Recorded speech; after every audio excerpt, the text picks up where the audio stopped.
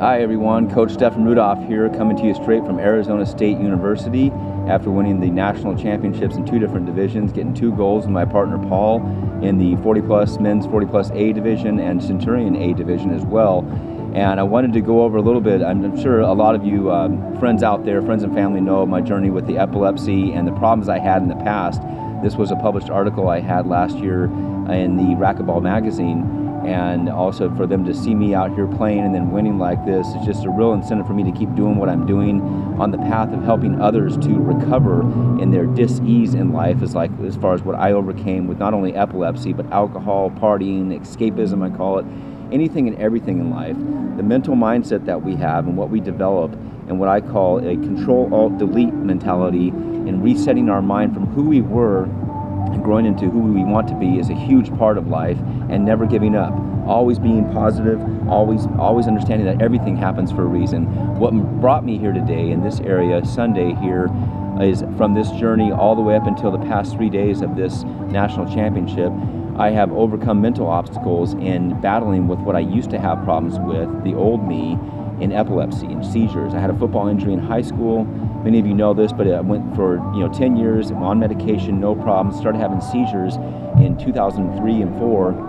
Had two epileptic car accidents in 2004, and it affected also, of course, my racquetball game. I couldn't play racquetball anymore. I've been playing since I was 12 years old. My biological father introduced that to me. The one good thing he did in my life was introduce me to racquetball, and I was able to stick with that sport for many years. It helped me health-wise, losing weight, everything else. But what did happen with the epilepsy later, it affected my game. I had seizures on the court and could not play any longer. In 2004 and 5, I ended up going through a major catastrophe in life, divorce, selling my home, DUI, escapism beyond control, and lost everything. I had $1 million home in Anaheim, I had the pharmaceutical career, I had the white picket fence, everything, and the lifestyle, everything just collapsed. And I know God works in mysterious ways, and this did happen for a reason. Wayne Dyer taught me this: everything happens for a reason.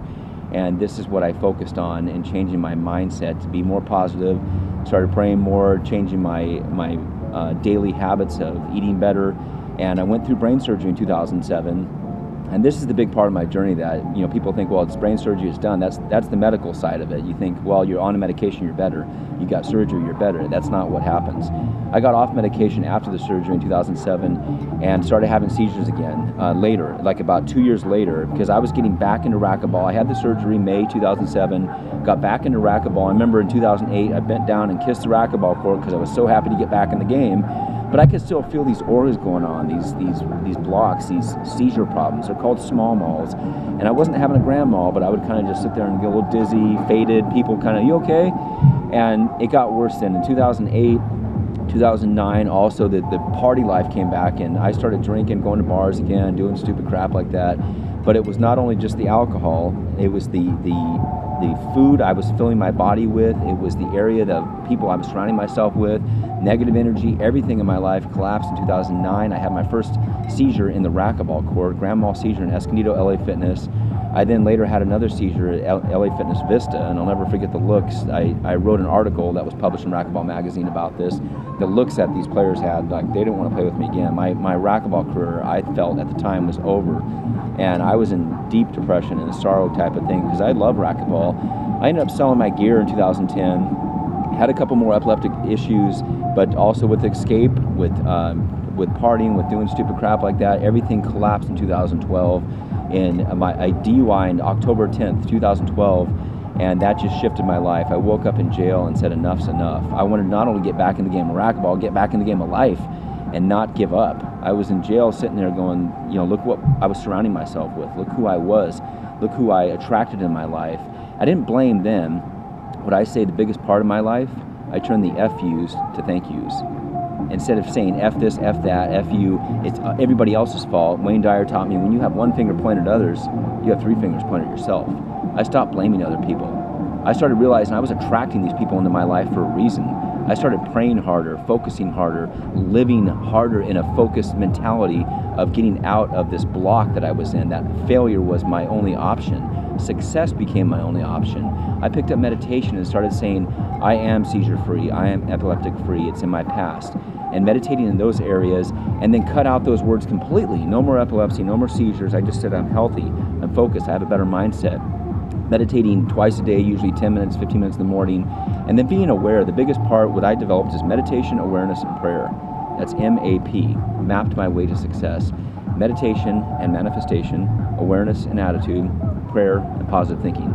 Some people don't pray, that's fine. Positive thinking, put it that way. MAP, I mapped my way into an awareness ability to say, oh, I just ate fast food, I just ate Burger King, or I'm not feeling good, and the aura would come on.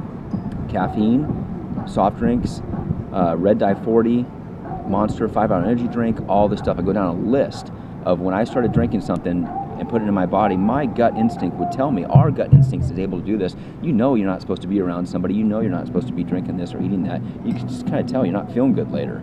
And that's what was happening. I shifted my whole diet and my whole lifestyle into another area where I said, I'm done. I'm epileptic free. I did this for a year, got off medication. I don't recommend this, of course, but this is part of my story, to get back in the racquetball court. I started playing after that DUI in 2012. I got back in January and showed up in the courts, ankle bracelet and all, from this DUI, man. My life had shifted, and I said enough's enough.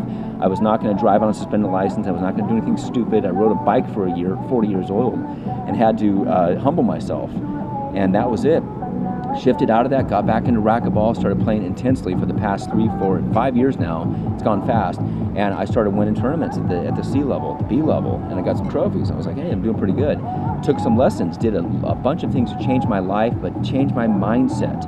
And people that played with me before, this is the biggest shift. The two guys that we beat last night were in the court in Vista. This is a national championship, and thinking about how God works in mysterious ways to bring this together. Those guys were there when I had a seizure in 2012, in that area. 2010 in the seizure and the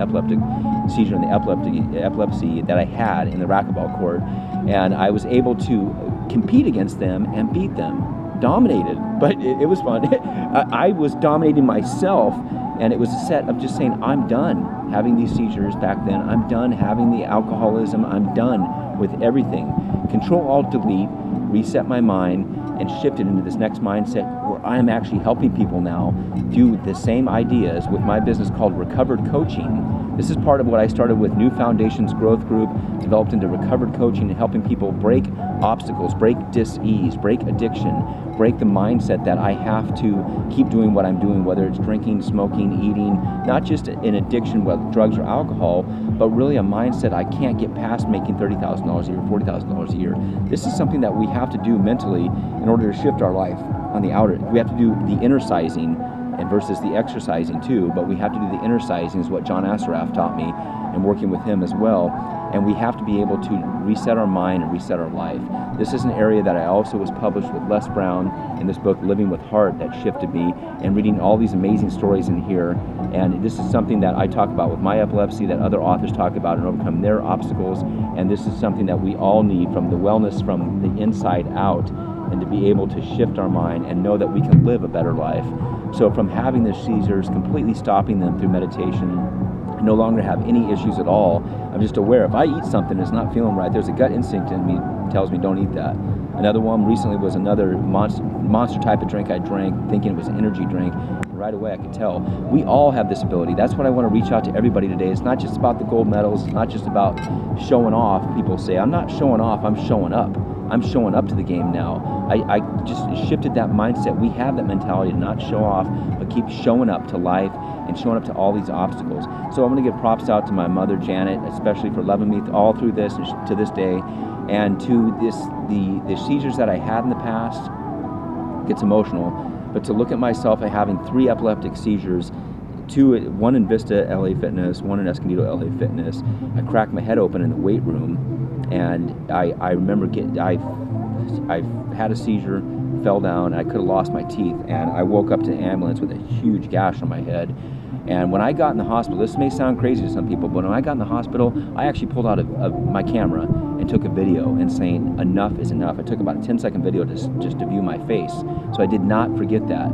People sometimes put it in the past, I don't remember that, I don't want to do that. I said, no way, I want to remember this. I want to remember where I was and not what I want to be in the future.